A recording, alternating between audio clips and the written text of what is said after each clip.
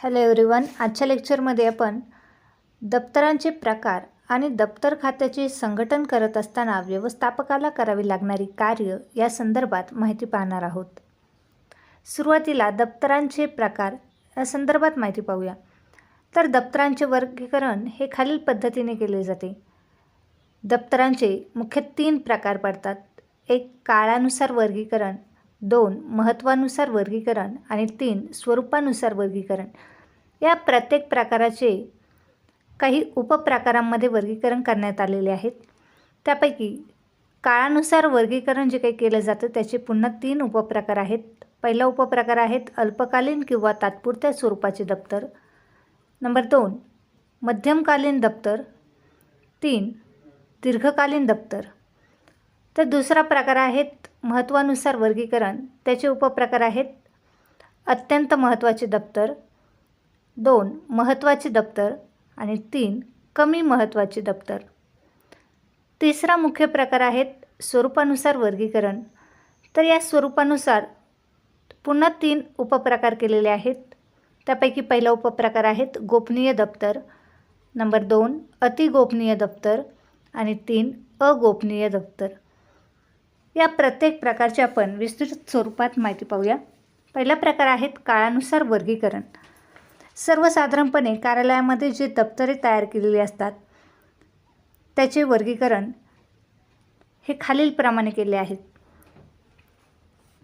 त्यापैकी पहिला प्रकार आहेत अल्पकालीन किंवा तात्पुरत्या स्वरूपाचे दप्तर। अल्प काळानंतर म्हणजे 3 ते 4 महिन्यात ज्या दप्तराच्या नोंदीचा नाश केला तरी चालतो अशा दप्तरास तात्पुरत्या स्वरूपाचे दप्तर असे म्हणतात। अल्पकालीन दप्तराचे जर आपण उदाहरण बघितले तर स्मरणपत्रे तसेच अभिनंदनपत्र जे काही असतात त्यांची जतवणूक ही फक्त 3-4 महिन्यापर्यंतच केली जाते। जेव्हा त्यांचा उद्देश पूर्ण होईल, ज्या उद्देशाने ते तयार केले असतील ते पूर्ण झाल्यानंतर त्यांची त्या ठिकाणी विल्हेवाट केली जाते। दुसरा प्रकार आहेत मध्यमकालीन दप्तर। जी कागदपत्रे 5 ते 6 वर्ष सांभाळावी लागतात अशा दप्तरास मध्यमकालीन दप्तर असे म्हणतात। व्यवसाय संस्थेमध्ये ज्या वेगवेगळ्या नोंदी केलेल्या असतात त्या प्रत्येक व्यवहाराची जी काही कागदपत्रे आहेत ती कागदपत्रे जेवढ्या काळासाठी सांभाळून ठेवावी लागतात त्यापैकी जर ते कागदपत्रे जास्तीत जास्त 5 ते 6 वर्षापर्यंतच सांभाळून ठेवलेली असेल तर त्याला आपण म्हणू शकतो मध्यमकालीन दप्तर। तिसरा प्रकार आहेत दीर्घकालीन दप्तर। जी कागदपत्रे 10 ते 15 वर्ष किंवा त्याहून अधिक काळासाठी सांभाळावी लागतात अशा दप्तरास दीर्घकालीन दप्तर असे म्हणतात। ही जी काही दप्तरे आहेत या दप्तरांचा उपयोग भविष्यात एखादी समस्या निर्माण झाल्यास त्या दप्तराचा उपयोग कायदेशीर पुरावा म्हणून देखील त्या ठिकाणी केला जातो।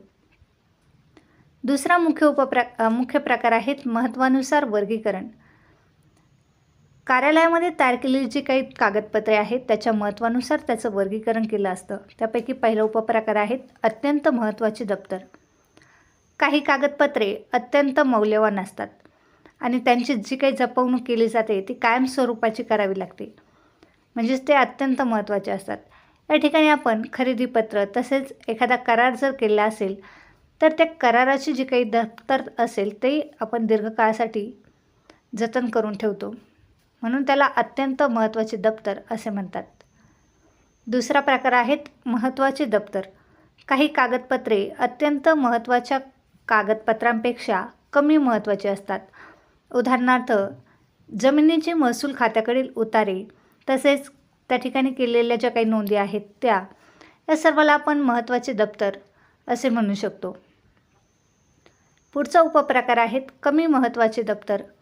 काही कागदपत्रे तुलनेने अत्यल्प महत्त्वाचे असतात किंवा त्यांना महत्त्वही नसते।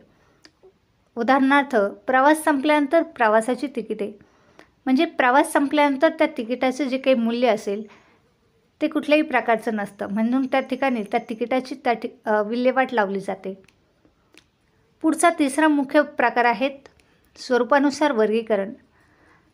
दप्तराच्या किंवा कागदपत्राच्या गोपनीयतेवरून दप्तरांचे वर्गीकरण हे खालीलप्रमाणे केले आहेत। त्यापैकी पहिला प्रकार आहेत गोपनीय दप्तर। काही कागदपत्रे गोपनीय स्वरूपाची असतात, म्हणजे त्या ठिकाणी त्या कागदपत्रांमध्ये गुप्तता ठेवणं आवश्यक असतं। उदाहरणार्थ वरिष्ठांनी त्यांच्या कनिष्ठाविषयीचा दिलेल्या कामाचा मूल्यमापनाचा शेरा, याला आपण गोपनीय दप्तर असं म्हणू शकतो. दुसरा उपप्रकार आहेत अति गोपनीय दप्तर. कार्यालयात काही कागदपत्रे किंवा दप्तर अति गोपनीय स्वरूपाचे असते. उदाहरणार्थ उत्पादनाविषयीच्या काही प्रक्रिया, धोरणे इत्यादी. या ठिकाणी कार्यालयामध्ये जे काही वेगवेगळ्या प्रकारची धोरणे ठरवलेली असतात त्याची माहिती सर्वांना दिलेली नसते, म्हणजे त्यामध्ये जास्तीत जास्त गुप्तता ठेवणं आवश्यक असतं. पुढचा उपप्रकार आहे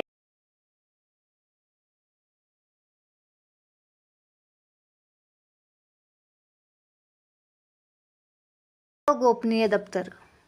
काही कागदपत्रे ही सर्वांसाठी खुली असतात, ती गोपनीय ठेवली जात नाही. अशा कागदपत्रांना आपण अगोपनीय दप्तर असे म्हणत असतो.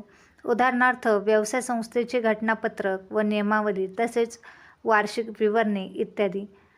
याचा अर्थ संस्थेमध्ये जे काही घटनापत्रक असेल, नियमावली असेल, वार्षिक विवरणे असेल, हे सर्वांसाठी खुली असतात. कोणताही व्यक्ती बघायची असेल किंवा वाचायची असेल तर ते कार्यालयामध्ये जाऊन या प्रकारची जी काही कागदपत्रे आहेत ती बघू शकतो आणि वाचू शकतो.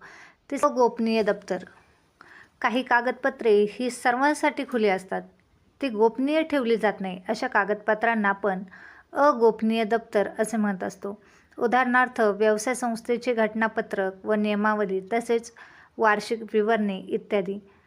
याचा अर्थ संस्थेमध्ये जे काही घटनापत्रक असेल, नियमावली असेल, वार्षिक विवरणे असेल, हे सर्वांसाठी खुली असतात. कोणताही व्यक्ती बघायची असेल किंवा वाचायची असेल तर ते कार्यालयामध्ये जाऊन या प्रकारची अशा पद्धतीने या दप्तरांचे वर्गीकरण केले आहेत.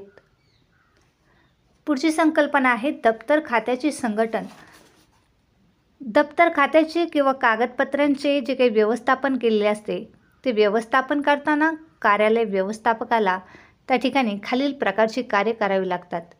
त्यापैकी पहिलं कार्य आहेत कागदपत्रे तयार करणे, त्याचा उपयोग करणे आणि ते जपून ठेवणे. तसेच भविष्यासाठीच्या कागदपत्रांची आवश्यकता पडल्यास ते संदर्भ म्हणून उपलब्ध होईल अशा प्रकारची व्यवस्था त्या ठिकाणी करावी लागते. त्याचबरोबर संस्थेमार्फत तयार केलेली जी काही कागदपत्रे असेल, ज्या काही धारिका आहेत त्यांचं योग्य प्रकारे त्या ठिकाणी वर्गीकरण करावं लागतं. कार्यालयामध्ये धारिका ठेवण्यासाठी आणि हाताळण्यासाठी वेगवेगळ्या प्रकारच्या साधनसामग्रीची आवश्यकता असते. या ठिकाणी जे काही कार्यालयीन व्यवस्थापक आहेत त्याला साधनसामग्री मिळवावी लागते, जेणेकरून या धारिका ठेवता येतील, तसेच त्यांची हाताळणी जी काही असेल ती सोपी जाईल. त्याचबरोबर त्या ठिकाणी त्यांचा योग्य वापर कसा होईल या गोष्टींकडे देखील त्या व्यवस्थापकाला लक्ष द्यावे लागते. पुढचं कार्य आहे धारिका पद्धतीच्या कार्याचे केंद्रीकरण किंवा विकेंद्रीकरण या संदर्भात व्यवस्थापकाला त्या ठिकाणी निर्णय घ्यावे लागतात. त्याचबरोबर दप्तर विभागाचे जे काही व्यवस्थापन केलं जाते, म्हणजेच त्या ठिकाणी कागदपत्रांचं वर्गीकरण करणं की कोणती कागदपत्रे महत्त्वाची आहेत, जे कागदपत्रे महत्त्वाची नसतील त्यांची योग्य वेळी त्यांची विल्हेवाट लावणं, या प्रकारची जे काही कार्य केले जातात ती कार्य करण्यासाठी योग्य प्रकारचा कर्मचारी वर्ग त्या ठिकाणी असणं आवश्यक आहे. मग या कर्मचाऱ्याची निवड करत असताना त्याला योग्य प्रकारचं कौशल्य, ज्ञान असेल तर त्या ठिकाणी त्या व्यक्तीची नियुक्ती केली जाते.